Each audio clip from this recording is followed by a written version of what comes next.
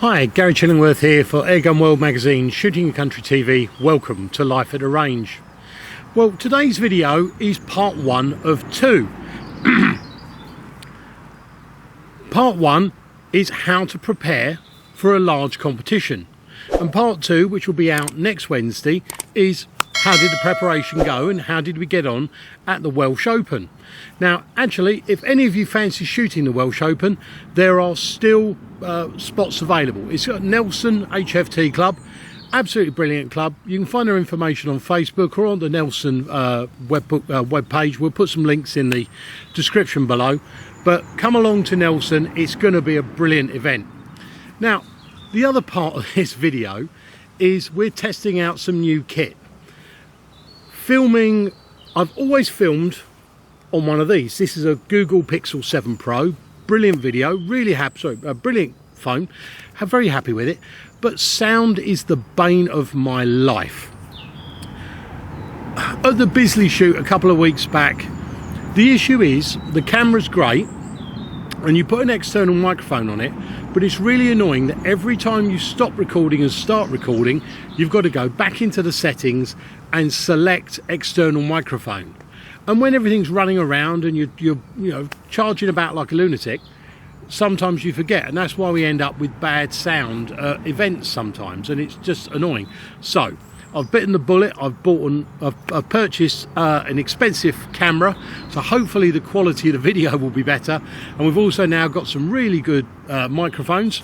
I've got this little foam block which is hopefully cutting out some of the noise from the road that we've got over there.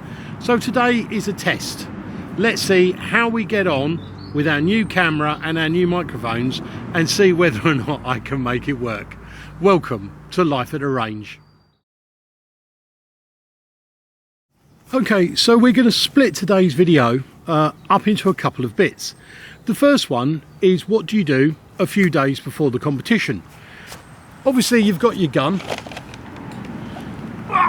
This is mine, as we all know, TX200 Hunter carbine, and because it's a spring gun, there are certain things that can get a little bit funky with it. It vibrates and things like that, and as such things can work loose. So obviously you need to check everything is right and tight. Check your stock bolts, check your trigger guard, check everything is right and tight, and check that everything on the scope is tight. Now, we've had a question in the past about how tight do you tighten scopes. Well, I've done some research, and on this scope, a Vortex Viper, apparently... Hi, Gary here in the edit. Yeah, I sort of gave some incorrect information which I've now edited out. What you need is the Vortex Viper is around about 15 to 18 inch-pounds, and one of the best bits of kit that you can use is not a torque wrench but a torque screwdriver, and you can get these from Amazon for around about £30 or your local wherever you get your tools from. And I'm a great proponent of supporting your local shops. But each manufacturer is different, so you need to check to see what the correct inch-pounds for your scope is. Trigger guard at the back, make sure that the butt pad is all nice and tight, and make sure the scope is securely locked into position. And that's pretty much all you need to do checking that. Now, the next thing you need to do is check your zero.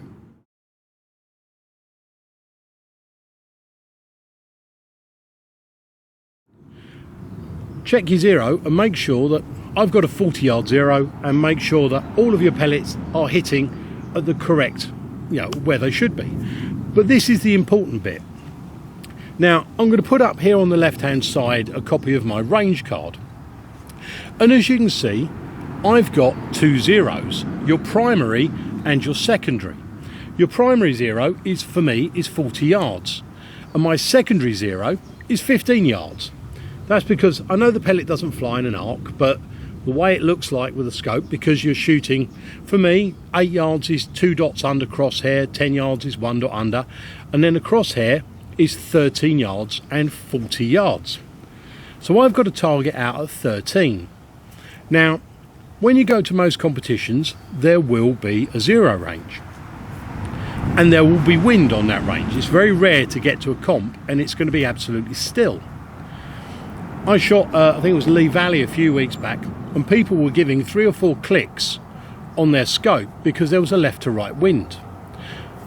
That particular plinking range, the wind comes over the top, it goes down the bank, and it speeds up, and you get a false reading at 40 yards.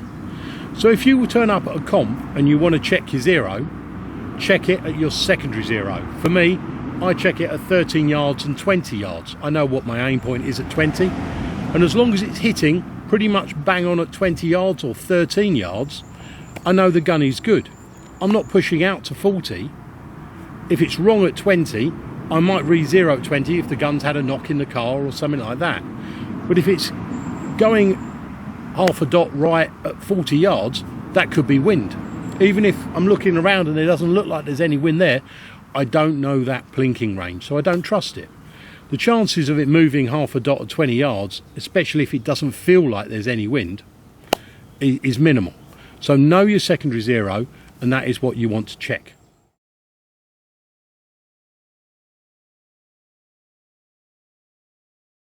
Okay, so the next thing you want to do is you want to do a little bit of research.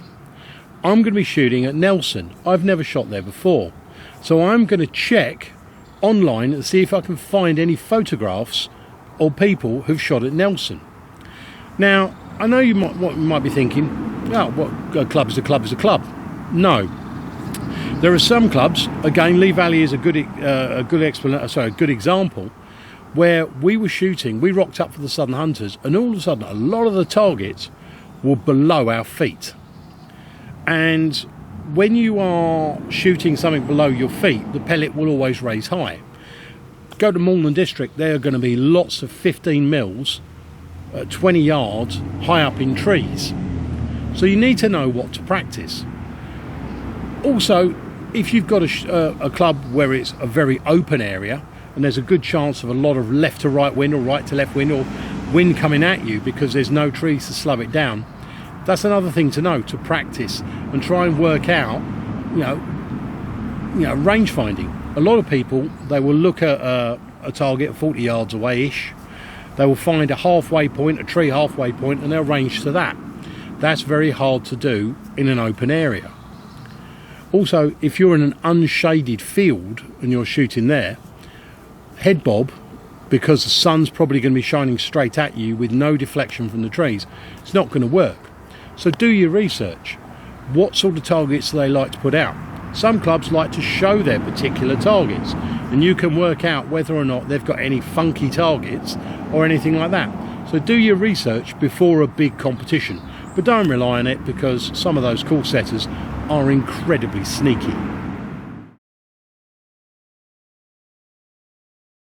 Okay, we then come to pellet preparation. Now, a lot of people will just shoot pellets straight out the tin, and I must admit I do that a lot of the time. But if I'm driving a couple of 100 miles to go to a big competition, then I'm going to be prepping my pellets the night before. I'll prep 50, and for me I shoot 844s, but I want everything between 841 and 849. There is nothing worse than all of a sudden having a shot and all of a sudden, it's climbed out the kill, it's dropped low, whatever, because you've got an errant heavy pellet. So just getting 50 pellets in a tin or in your pouch, or whatever it is you use to carry, that just takes out that extra little bit of doubt in your mind. Now, this is the other thing. I've got here a tin of the pellets I'm currently using, and I've got around about 60 in here, and I'm going to be doing some practice this week. So that tin of pellets is going to last me, maybe a couple of days. and then I'll swap into this tin of pellets. Both the same batch number, both the identical pellet, both the same head size. They're the identical pellet because they came out the identical sleeve.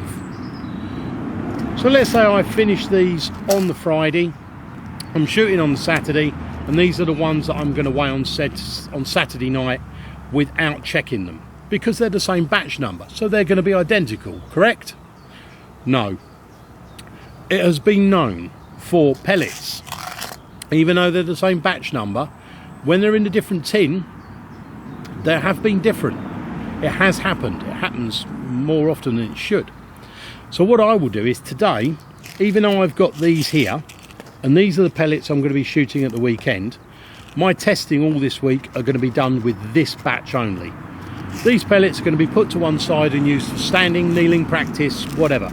But essentially these are retired now, and all my practice this week are going to be with the pellets I'm going to be shooting at the competition. Now, whether or not you choose to lubricate your pellets or whatever, that's entirely up to you. For me, out the tin for practice, and then the night before I'll weigh 50 out, and they will be my pellets for the plinking range and for the competition. Nice and simple. We now need to prepare our kit. We need to look at where we're going to be shooting. If you're shooting at Rivington or somewhere like that, which is halfway up a mountain surrounded by sheep, there's a good chance it's going to be cold because you're going to be higher up. Might be dry for the day, but sometimes that wind can absolutely bite you. So look at where you're shooting. Is it going to be cold? Is it going to be hot? Is it going to be windy? Whatever. And prepare your kit appropriately. If you're shooting a 2-day event, I like to have 2 gloves, especially if it's going to be really, really wet on day 1. Many a times I've been at a travel lodge halfway through the night with a hairdryer trying to dry my glove out. In fact, once I put the hairdryer in my glove, walked away and melted the hairdryer and set off all the fire alarms. But enough about that. But Travel Lodge were not particularly happy, especially when they banged on my room and there was all my guns laying on the bed. That's another thing. If you travel at travel lodges and Premier Inns and things like that, people have asked, are we allowed to take guns into travel lodges? Well, technically it's your own domicile, but it's been one of these things that we've noticed over the years that the best thing to do is walk into the Premier Inn, check in, go back to your car, grab your gun, and then just walk straight to your room. Work on the theory of don't ask, don't tell. Don't go parading around with your firearm. Don't go drawing attention to it. Just don't ask, don't tell, keep it to yourself. Nobody needs to know you've got guns, especially Premier Inn and Travel Lodge. But to my knowledge, there's no actual issue with it, and I've never had a problem. But I always check in first, and then I move away. Just let me check. Right, so kit prep. So we've got our correct clothing. I know hopefully it's going to be dry, but I'm going to have a set of waterproofs with me. I've got my gloves sorted. Everything is good. But I want to prep myself as well. I think there's going to be food there on the day, but you can't rely on that. I was at a shoot the other day. I was expecting to be able to get food, and the food van didn't rock up until we were all walking out onto the course. So I always carry something like this, a muesli bar. I carry water, and in my water I use these. These are 0-calorie electrolyte tablets, because if you're on a really hot day and you're sweating and everything like that, you can burn through your electrolytes really quickly, and that can screw with your mind. The other issue is luckily the night before we're driving down, but on the day, if you were driving down on the day and you're doing like a 4-hour drive to get there, when you're driving, you are constantly looking a quarter of a mile ahead. If you're on motorway, you're looking in the distance, and your eyes get used to looking at that kind of distance. So when you arrive at a shoot, then you're going to find it hard to range find. So I often carry these eye drops.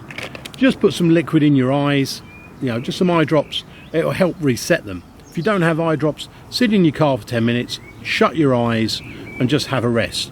And then when you open your eyes again, hopefully you'll be able to range find. But it's a good trick. Next time you're doing a long drive, get out and then try and range find something and see how you get on. and I guarantee you, you will find it really, really difficult. So eye drops in the old eyes, make sure, you know, you're all good to go. Our next thing is legality. And I'm not talking about British law, but we'll go on to that in a minute. Make sure you know the rules. We've had some change in the UK HFT rules and regs, and make sure you're up to date with them. You know, it might be a case that a kneeling shot is now going out further than it used to. Well, if you're thinking you're going to shoot everything at 35 yards and they can now shoot at 40, that could cost you a point. So just download a set of the rules, the current rules, and just go through them. Just make sure that you're up to date with everything that you need to know. But then look at legality of the gun. There is no point in driving all the way to somewhere like Wales or Scotland or wherever like that, taking one shot and failing the chronograph.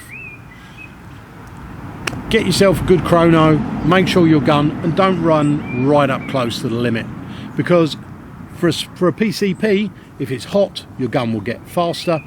With a spring gun, if it's cold, your gun will get faster, because everything shrinks, you know, when it's cold, and as such, there's less resistance.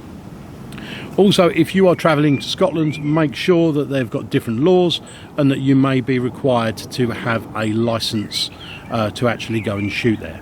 So make sure your gun is legal. Make sure that when you're travelling, your pellets, keep your pellets in your glove box. Don't keep a loaded mag in the gun or in the gun bag. So if you get pulled over by plod, you can say, look, my pellets are in there, I'm totally legal, I'm going from here to here, and let them know what you're doing. It's perfectly legal to travel with your gun, but sometimes it's best just to be able to nice to the police and go, this is what we're doing today. Another thing is, I know it's silly, know where you're going.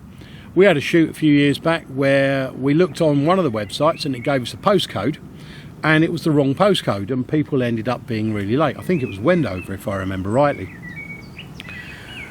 A lot of clubs now are giving you the old what 3 words, and you can put that into your Google Maps and that will take you right to the gate. So know where you're going, know how long it's going to take you to get there, leave a bit of extra time, because on more than one occasion, you know, people have rocked up late, and it just makes life a little bit difficult for you and for everyone. So know where you're going, know how long you're going to get there, know where your fuel station are. If you've got an electric car, know the 13 places you're going to have to stop to go 50 miles to charge up, and you know, you should be good to go. So that pretty much takes us everything we need to know before we get to the comp. And now we're going to have a quick look at what we're going to do the night before. Okay, so the night before a big shoot, I do my final run through, and I used to have a laminated card that I used to double check off, because as I say, I have the memory of a goldfish. But I've got it written here, and I can't find my card. If I find it, I'll put a picture up of it. The night before, I check that I've got, obviously, my gun in my bag.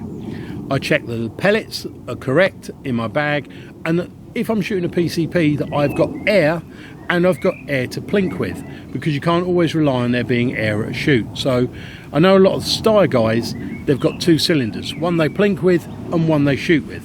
But take a little 3 litre buddy bottle, or arrange for somebody to get you some air when you get there. This was my fault the other day. I turned up at a shoot because I came off a night shift and I forgot my boots, and I ended up having to walk around a course in just a pair of dress shoes, which was fun. Make sure I've got my glove, and the glove is in the bag, and that's all good to go. Make sure I've got the correct clothing and everything that I need for the day. And if you're shooting a day state, make sure that your gun is fully charged if it's the electronic version. We had a shoot at the weekend and somebody turned up and their gun went down because they'd forgot to charge the battery. So I used to have a day state Mark III and Mark IV, and on the 1st of every month I used to put the gun on charge, and then I was good to go. Check that I've got food, check that I've got money, check that I've got the correct address, and that's pretty much it. We're pretty much good to go. So that's pretty much it. That is how you prep for a major competition. So if there's anything I've missed, please let me know. Put it in the comments below or drop me an email, and we'll add it into the video that we're going to do on Wednesday, or next Wednesday, which we're going to be talking about how we actually got on at the Welsh Open. See, memory of a goldfish. If you fancy shooting some competitions this year, UK HFT is currently ongoing. World Championships is now closed, but they do have a waiting list if you want to have a go. Sussex Inter Club is up and running. Speak to your local Sussex club, or if you want to be a visitor, speak to Charles Peel and they'll see what they can get you involved with, or have a look at your local club. There's some brilliant events going on all the way through the year, and don't be scared about turning up at any of them. As long as you're of a like-minded person and that you just want to go for some fun and enjoyment, you'll always be welcome almost any shoot you'll ever go to. Well, I hope today's video has been informative. I know we didn't do much shooting and we're just once again having a little bit of a yak, but this is more of a test of the new equipment, and it was answering a question from a reader. So if any of you got questions, please let me know and we'll see what we can do. Take care of yourselves, look after each other, and we'll see you all again on the range very, very soon. Ta-da!